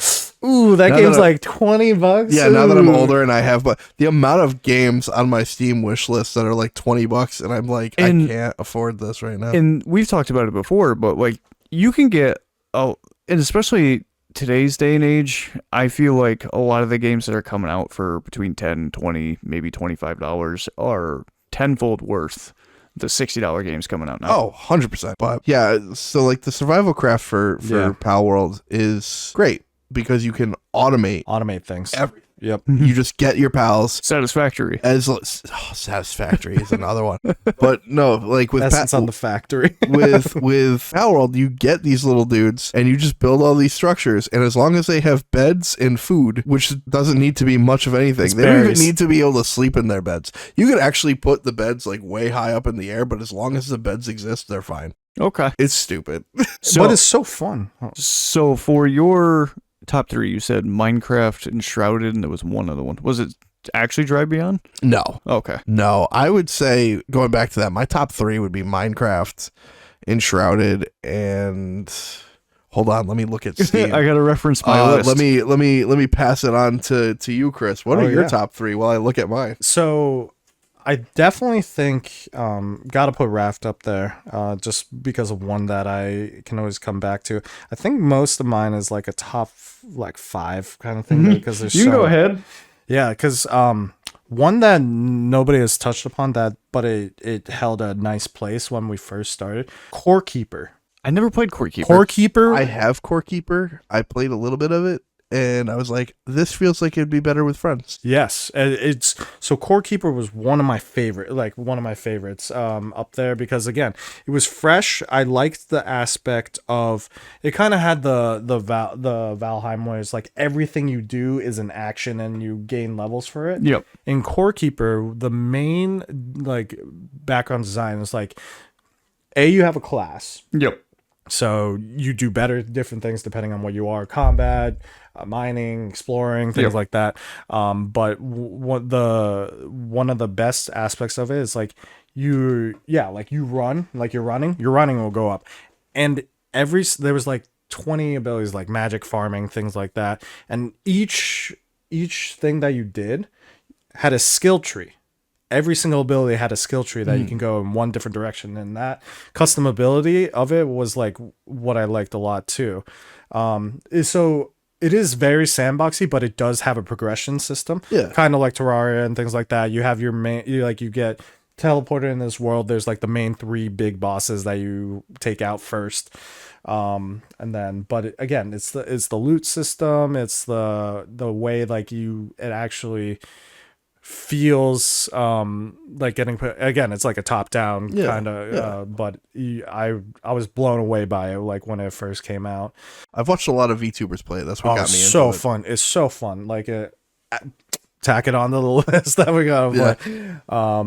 Minecraft, obviously, because it's just like you can always go back to a Minecraft server. Like it's literally like me and my buddies were always like, hey, is anybody on the Minecraft kick yet? And then we just figure out a new mod to tack in. Once I recently found out that you can, like, there's a mod where it allows you to terraform and I've seen that. and everything, and just kind of basically it was designed so that you can make like cities much easier. Oh, that's cool. And I was like, oh shit, I gotta do that. I'll make a gigantic fantasy world, and me and all my friends can play in this gigantic fantasy world. No, that's so sick. So you got Minecraft, Core Keeper, and what was the third? So Minecraft, Core Keeper, Raft. Okay, right, because you said you had 5. Again, Don't Starve was a while ago, but that was like, again, that kind of esque was just so enjoyable. For just like overall, like watching like Subnautica is just like obviously up there too, because again, it's just when it first came out, it drove. Why were people so interested? Because it's the sea, it's the water, like we talked about earlier, like your first Reaper Leviathan that came out and you just shat your pants and you had to get a new chair at the same time. Fun fact, I'm a huge survival craft player and never played Subnautica either. Oh my gosh. I can say that's fine. Yeah. As somebody I brought it up. I like it multiplayer. Yeah. With that. Yeah. So Dave, what would be your third? So my third one, after looking at my extensive list on here, would, you know what, we brought it up before. I would say Satisfactory. Yeah. Just it's not so much the survival, because you do have to, like, here and there survive, but man, once you get a good factory going and you just watch everything just happening, it literally is a satisfying factory. You just kind of sit there. Plus the fact that the last time we played, I realized that your main character, all of the main characters are are chicks. So you're just like, yeah, I feel pretty, just like my factory. Like it's awesome. So for me, in order, Minecraft. What's the other one that I said? I can't remember now. Enshrouded. Minecraft. Ooh, would I put Enshrouded before Satisfactory or after it? It could be both as second. Yeah, I would say, for 3, Minecraft, Enshrouded, Satisfactory. If I were to add on to that, I would say Elin. I've never played that one. It's really funny. Okay. It's hard. Like, I died to a turkey. It's fucking hard. I remember when you were This playing thing's that killing game. all over again. Yeah. I remember when you were playing that game and you're like, I keep dying to turkeys. Yeah, it is extremely difficult. And would we count? Do we count Stardew Valley as this? 100%. Yeah, you can. Because if we count Stardew Valley, that's number 1. Oh Yeah, you can. Stardew. I mean, it's a survival crafting. Yeah. So then Stardew Do you Valley. craft? Yeah. So Do then you survive? kinda. Kind of. There you go. I mean, really, you don't have to eat or drink. You just kind of have to exist. Well, you have your energy bar. You have to get home before You 2 have a 2 curfew. a.m. Yeah, but if you just spend all of your time sleeping, I mean, you could die in it. You have a health bar, Yeah.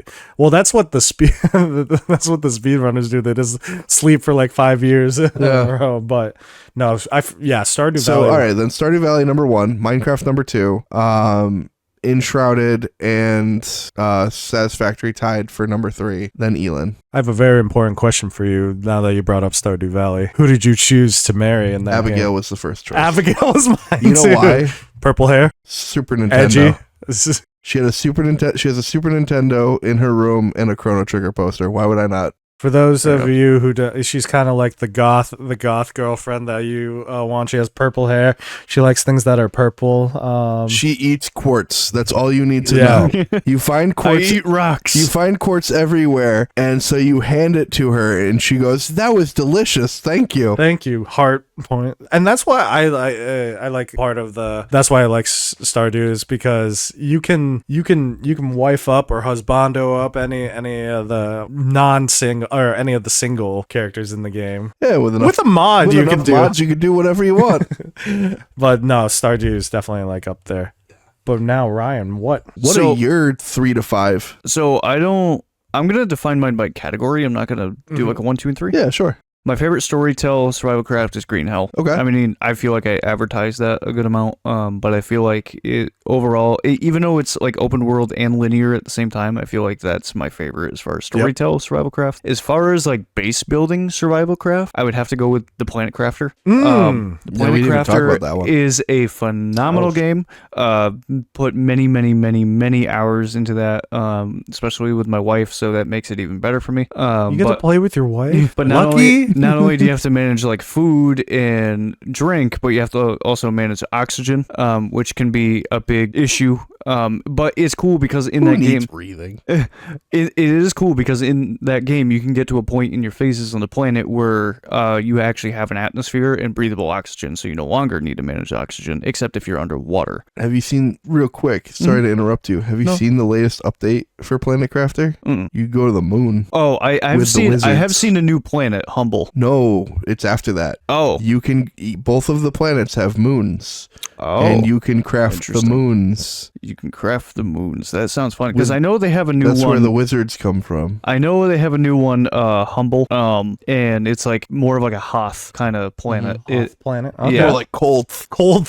And if I'm gonna put my third game into like a post-apocalyptic, so it's themed but it's still sandboxed, is 7 Days to Die. Yeah. Oh god, I gotta play it. Yeah, 7 Days to Die. Dear 7 Days to Die developers, please You know what we put your should do game one on ti- sale. You know what we should do one time? We should like have a night or a day where we just like load up all these and then Just just run start. a 24-hour stream marathon. That would be insane. Just like have a time zone or time. Yeah, we have like 6 hours Block. per game, and we got 4 games, I would do it. That or would 6 be- games in 4 hours. I would do it. But Make sure you definitely turn want your- 6 for 7 days. Because Yeah. that first blood moon is going to kick your ass in the recovery. No, on it. there's It's just like horrible. so many games out there that. Look, I will tell you one thing about 7 days that you will experience it. Everyone experiences it. You are going to build the almighty, amazing base. What they did really well is, and if you play it on normal mode, is every 7 days you have your massive horde you have Yeah. to fight. Yeah. The whole night. Now, day 7's horde, depending on how experienced you are, day 7 horde might be kind of difficult, or it might be pretty easy depending on how experienced you are, but day 28's horde is hard. You might build this beautiful base. You are going to spend the rest of the week up until the next blood moon repairing it. That's fine. And because they got very creative with the pathways on their hordes being able to dig underground so they can go underneath. Oh, that's pretty cool. And so I used to do the basement theory where I would have my house get destroyed above me, like the Signs movie was my inspiration. The house, they broke into the house, I'll hide in the basement. They can go through it. And so you will spend a lot of time doing that. But what I do like about that game as well is the terraforming. My plan, and this may or may not work, don't tell me, because I will attempt it when I do eventually get this game. My plan is I'm going to create saw rooms. I'm going to be like Jigsaw. Oh, yeah, you can. And I will create these gigantic pathways with these specific devices put in there, and I'll be like, if you can make it to me, great.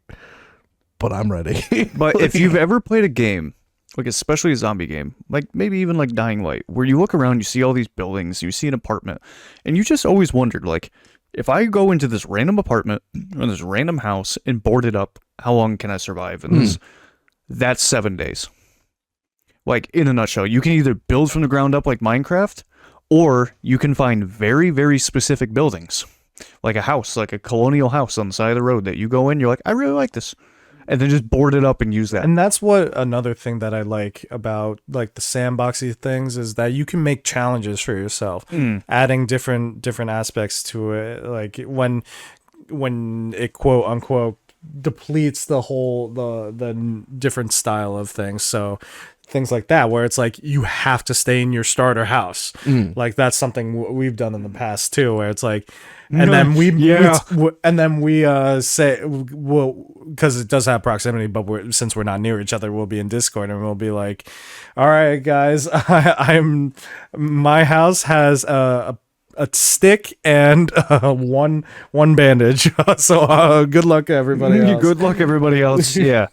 And what I do like about 7 days as well is when you're setting up a world, there are so many advanced customization settings from what the percentage of the loot drop is versus how many days it takes to refresh it versus everything. You can actually kind of manipulate the number random generation, which is really cool. But there's so many advanced settings that it almost looks like an Excel sheet, of just settings, of just little adjustments that you can make on the game, and basically make it as challenging or as easy as you want, your obviously your preset modes, your easy, your normal, your hards. But you can almost, I've done it before, and it's the worst thing. Try to survive as long as you can when every night is a blood moon. Ooh, it sucks. It sucks. It is not fun, especially when you haven't even had a base yet and you're just running from a horde on day 1. That sounds awful. And for those who don't know, blood moon is the horde. Is the horde yep. Coming in, and it can be frightening. It can, and what I love about the blood moon too is on the day of the blood moon, they make it purposely suspenseful, and they even up the aggressionness of some of the zombies and all that stuff, so you know it's coming. And it's just and it makes it harder to put finished touches on. Oh crap, I really need a few more bandages to last the night. Well, they make the zombies a little bit more aggressive that day, so it's crap, my final preparations are now a little impeded. So now that this just popped into my head since we were talking about the zombies and overall survival, which type of zombie, so zombies from The Walking Dead, I Am Legend, that have a little bit more of a superhero-esque style, what kind of zombies do you think you could try to survive against with a decent chance? Walking Dead zombies. Traditional walkers are easy. I was about to say Dead Rising. Traditional walkers are easy. Once you start getting into the Resident Evil, Las Plagas, and the Hunter from Left 4 Dead. Yeah, once you start getting into shit like that, at that point you're all right, well, now I'm no longer dealing with the average All right, let's take. I'm no longer dealing with the average Saiyan. Okay, so now let's take that step back. Now that you brought it into the Resident Evils, so the Resident Evil zombies, where they're like The more mutant-esque. mutant-esque things, or the. I guess Dying Light zombies are kind of like the same. Like as like I if I saw a volatile in real life, I would just stand still. I'm ready to die. like I think like it just you have to survive the campaign. Yeah. Let's say this. Do I think that I could survive Dying Light? Light. So like you can. So we'll say like for the sake of the question, we're gonna say for the sake of like this. you have the powers of the main character. You are the main character. Okay, so for the sake of this argument, I'm much more well in shape, and I can do parkour. Yeah. That sounds awesome. Sign me up. I might be able to do that. What if you just like parkoured off a roof though? Like, I mean, that's how my playthrough of Dying Light went. Hey, if I can land on top of a car and it somehow doesn't hurt me, that's great. Yeah. If I can land on a blue tarp or a car and it doesn't hurt, great. Let's do it. But if I'm going after the president's daughter in nondescript Hispanic territory, and there's a bunch of weird people who come after me, and then there's a guy with a chainsaw and a bag on his head, like, but nah, you dude. are Leon. Yeah. I mean, look, I am Leon. That's great. I am the most attractive protagonist from the Resident Evil series, but I am dead. Which Resident Evil do you think you could Survive? RE1 or 2. I think 2. Once Nemesis shows up, I'm done. Yeah, I think 2 I could do. Also, I don't think that I could pull off the tube top and short shorts. Hey, you might be able to. You could. Who wears shorts? Oh, Dave wears shorts. No, but that's I think those are because although they're not like base building ones, you still like craft. It like, would be things, neat like, to have like a Resident Evil survival crafter. Yeah. All right. You gave your 3, right? It was so. To recap, your 3 were 7 Days to Die. Yep. It was Green Hell. Yep. And Planet Crafter. Correct. So, we all have similar but very different like favorites for different reasons. What and I think to kind of end this one because we've been going on for a bit. Yeah. Yep. If you could pick a series that's not survival crafting, not survival, not crafting, maybe they added crafting in the later entries and things like that. What series would you think would make the best survival crafting kind of game where you would sit there and play it? So like, would you Mario or something like that? Like I would even consider like you look at the game, you go, this could do well with not so much you look at the game, but you look at the game world and you look at the characters and you're like, all right, you know what? I could see this, right? So like Mario had the Mario plus Rabbids where it was just XCOM, right? Banjo-Kazooie had Banjo Nuts and Bolts where it kind of was a crafting game where you had to build the cars and shit like that and nobody liked it.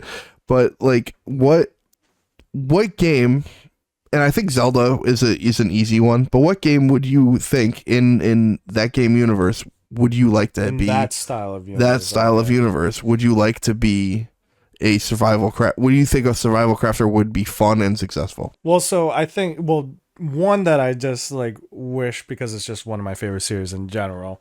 But I don't know how realistic it could be. Maybe it could be for like the Hideout Persona series. Persona series. So it's like it has the esque of like the open world, like kind of like Stardew. This is a bastardized way of saying it, but like you can do different things on different days. You only have a certain amount of time to do certain things. I think it would be cool like to have where it doesn't take time out of your day. For those people who don't know, like every action during the day takes a certain amount of time of the day. You can only do so many throughout one day. Yeah. I think that would be kind of cool. Like your hideout would be, you could kind of customize like your hideout to give you like different buffs or like different like things like that. Probably wouldn't be super realistic, but just because I love that series. But I think Ratchet and Clank or Jack and Dexter, I think would be an insane. I didn't even think of those two. Yeah, that would be. I think that would be insane. Like, good. especially like Ratchet and Clank, like, just like having your town, having your upgrade, like just that kind of esque storyline could be kind of cool. Yeah, that'd be neat. What do you think? I have a really interesting one on this because I think it could be a really fun concept. Yeah. I don't know how well it would go. Okay. But if you were to take a game like Divinity 2, Original Sin, and turn that into a survival craft, you can have your party. Yeah.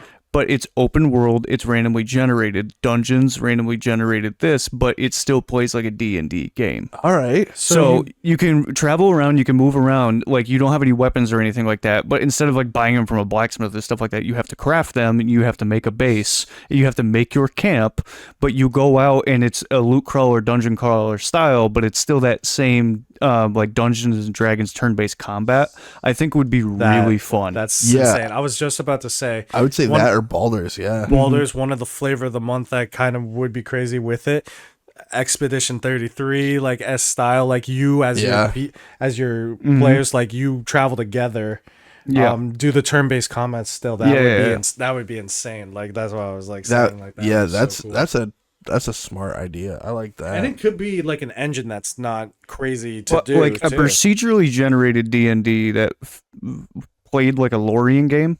Yeah, I mean, if you just got Baldur's Gate, but procedurally generated, I'd be all about it. Would you want it to be first person or third person? Oh, it's still over the top. Over the top? Yeah, if it's like a Baldur's Gate like kind of deal, I'd still want it to be the over even the the top. combat, even the I combat. want it to be the turn-based combat. Although in Baldur's Gate you could do either or. You the can do turn-based either is or. so much better. Oh yeah, turn-based is so much better. But I think taking one of those, because especially the artwork that Lorien does, really impresses me. I think their worlds, they're beautifully crafted and all that stuff. And obviously their storylines are really good. But if you could get like the characters that had all their lore, like you find like, and I'm referencing Divinity 2, but Fane and Ethan and all these different characters, and they still had their backgrounds, their stories, and you essentially have to like, because with those games, like your characters do each have a storyline, and I think Baldur's Gate 3 did it a little bit better than Divinity. Divinity 2 storyline was just more of like a set objective, like you had like 5 different missions with your side character, and it was kind of done. With Baldur's Gate, you had a lot of cutscenes and all this other stuff that added to it. But I think what would be kind of cool is like, yeah, sure, just like every Lorien game, you end up on a beach somewhere. Yeah. But you start off, but you have to find the items, you have to craft the items, you have to make your weapons, and you might run into a procedurally generated town where you can trade and barter and all that stuff.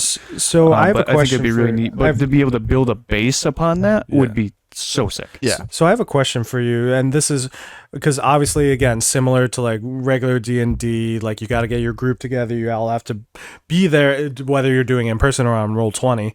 What do you think? Because when you compare Baldur's Gate and Divinity, there's a lot more choices in Baldur's Gate, in my opinion, that affect the storyline. Yes. So, for instance, if you fail to save this person, XYZ like happens. Yeah. What do you prefer to have more choices when it comes to those games with a group, not solo? Because I would prefer to solo have as many choices, but I find when you have a group, it's hard to get everybody on the same page. So I think that's what makes it so. So complex. do you like it? So the question being, would you rather have a lot of different choices, or would you rather have it kind of linear but like here and there? In my opinion on this is, I want as many choices as the game is willing to get me, but if I'm playing with a group, I want everybody in that group to have to make choices. Nick Valentine hates that. Nick Valentine. Yeah. No, I agree. I think when big choices come around, someone other than me needs to be able to make those choices. Yeah. And like, whether it's a choice whether to spare somebody or not, I think having another to actually get that D&D experience. Yeah. The story's not all about me. No, so if I'm 100%. playing with 3 other people in Baldur's Gate, those 3 other people better step up and have to make a choice. It'd be kind of cool if an NPC could make an auto choice. Like if you're in the middle of a situation. That would be cool. Like Like if you take too long. Yeah, well, kind of thing. if you're sitting there, you're taking too long trying to think about it, they just make the choice, and you're like, oh crap. I think man. that would increase the gameplay a little bit faster, because think about it, whenever the fact, and I do like this too, like whenever there's a choice, someone's talking to this NPC at this time, and then they fail their role or things like that. Yeah. I think the it would speed things along, where it's like, if we can't decide on a decision, like having like the quote unquote quick time action based thing would be so sick too. Yeah. And also, it's just like, if you're with one of your party members that you know hates somebody, but you don't know if you're going to spare them or not, you already know what their decision is. Yeah. So you better make up your mind quick. Oh yeah, yeah. And no, I completely. I think that more choices make a better game. Yeah. Yeah. I think choices that matter make a better game, because more choices just for the sake of having more dialogue is stupid. How many times have you tried to save someone? You have like 5 different answers, and they all lead to the same thing. Yeah. It's like, why even have 5 different answers? And now that I've gotten into it, I wish more games would go the Mass Effect route. Like the Renegade and Paragon Well, kind of thing. where it affects sequel games. Oh yeah, 100%. Yeah. And speaking of Mass Effect, going back to my question about what game would be sick with a base builder. Oh yeah. Mass Effect would be cool. Mass Effect would be sick if you like a game like that, but It would be No Man's Sky. you had some sort. It would, but like with story and aliens. Yeah. I actually have another one that because we were talking about Mass Effect a little bit. It's a little bit different, but like, did you guys ever play the Aliens vs Predator game like on the Xbox? Where it's like you were either a predator or like, not the command one where it's like you're top down, but like it's the first person. Yeah. You're either the predator. Oh, and yep.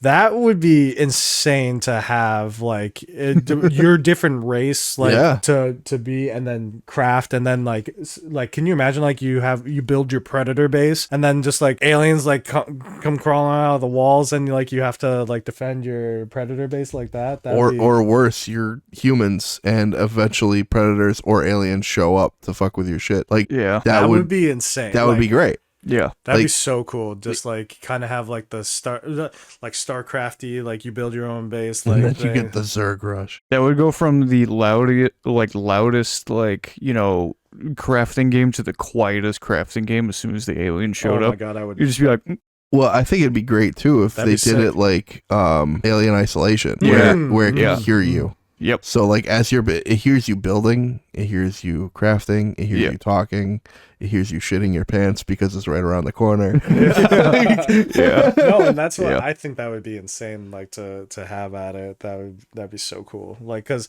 just like all these big like name like storyline based movies or like games in general would be. Yeah. I think that there's a lot of potential with survival craft, and they're hella fun, and especially when they're done right. Yeah. Well, I mean, again, going back to RuneScape Dragon Wilds, one of the top MMOs ever to exist, decided to jump on the survival craft game. Yeah. And so far pretty good. So far, pretty good. They just really need to hash it. I know it's early access. They need to hash it all out. I'm right there with you. I'm like, I want to play more of this. Give me more to do, please. Yeah. Like, don't make me beat the game already. Just adding the aspect of like the quest lines or things like that. Again, I wish they had like, because one of the main driving things for like RuneScape nowadays, I feel like, is just nostalgia, right? Like you played it as a 5-year-old kid getting scammed by a 30-year-old player. I will gild your rune plates. I will trim your rune plates for free. I love the fact that RuneScape decided to add those in because enough people got scammed and pissed off about it. That is hilarious. But yeah, honestly, all that I want out of Dragon Wilds, more than them to flesh it out or anything, is give me old school, like a little checkbox where I just click its old school graphics. Yeah, and that'd be so funny. It just looks like old school RuneScape, but it plays with old school music. But it plays like regular. Well, kind of like the what is it, the Master Chief Collection? Yeah. You can just hit one button, go back to the old school graphics. And that's what, when we were talking about earlier, like that, I want to, like, if we spawned in Lumbridge, that'd be even just being in Lumbridge would be insane. Yeah, put Yeah. more RuneScape in my RuneScape, please. Yeah, and then going across the bridge, going into Al-Kharid, like hearing the desert music for the first time, that would be like, that's why I wish it kind of like Yeah. at I least agree. had that like throwback. Or if you were like in, what is it? Gillandor is the Gielinor. Gielinor. well, So- that's the whole Yeah. So if you're in Gielinor, but the only place you're allowed to colonize or make land, remember how like Medieval Dynasty gave us like that plot of land? Yeah. Like we had to go out here. Like you can't build in any of the actual area. You can only build in the Wildy. Yeah. Like Oh, God. And Oh now, my gosh, and now that'd the be Wildy crazy. is your area. and getting PvP. Like, That just sounds awful. We've gone too far. It's time to stop. All right. All right. I think that'll do it for this episode. We've gone on for a bit. Thank you, Chris, for joining us. This Thank was you a lot guys of for having us. fun. This was awesome. Yeah, hopefully, we'll have you again, definitely. I want to leave on my phone going off. I want to leave on, leave in the comments. What do you think? What should we ask? What's your favorite top 3 crafting games, or what game series that's not a game, like a crafting survival game, do you think would make a good crafting survival game? Yeah, I think. I think tops. Yeah, I think if you took How about both? Yeah. Yeah. Post it in the Yeah, comments. we could do both polls. Yeah. Top crafting survival games, and also top games that aren't crafting survival that could be good crafting survival. Yeah. That sounds like a fun engagement thing. Yeah. So, all right. Thank you, as always, from the RPGeek Podcast. I'm Dave with Ryan and our buddy Chris. All right. We shall see you next time. See ya. Bye.